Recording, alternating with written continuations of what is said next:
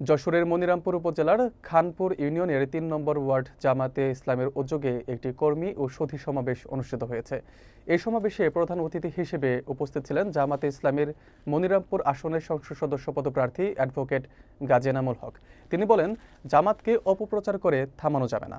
বিস্তারিত থাকছে মোহাম্মদ শাওন হোসেনের প্রতিবেদনে।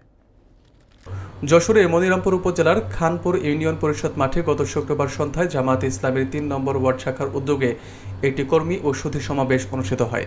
ওয়ার্ড শাখার সভাপতি হাফেজ আসাদুজ্জামানের সভাপতিত্বে এই সমাবেশে প্রধান অতিথি হিসেবে বক্তব্য রাখেন জামাতে ইসলামের মনোনীত মনিরামপুর আসনের সংসদ সদস্য পদপ্রার্থী ও যশোর জেলা শুরা ও কর্মপরিষদ সদস্য অ্যাডভোকেট গাজী এনামুল হক। বিশেষ অতিথি হিসেবে উপস্থিত ছিলেন মনিরামপুর উপজেলা আমির অধ্যাপক ফজলুল হক এবং পেশাজীবী ফোরামের সভাপতি আবু সালেহ মোহাম্মদ ওবায়দুল্লাহ। এছাড়াও খানপুর ইউনিয়নের সভাপতি রবিউল ইসলাম সহ জামাতে ইসলামের বিভিন্ন অঙ্গ সংগঠনের নেতাকর্মীরা উপস্থিত ছিলেন। প্রধান অতিথি তার বক্তব্যে বলেন, জামাতে ইসলামের বিরুদ্ধে অপপ্রচার চালিয়ে তাদের থামানো যাবে না।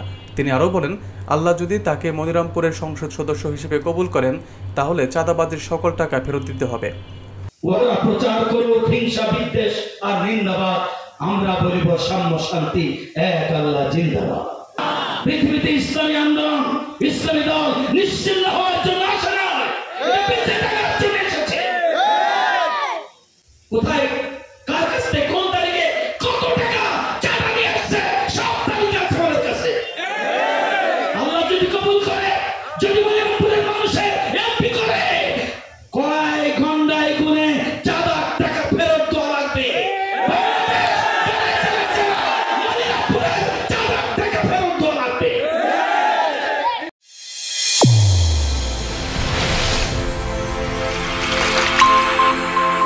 চ্যানেল A1 হৃদয়ের স্পন্দন।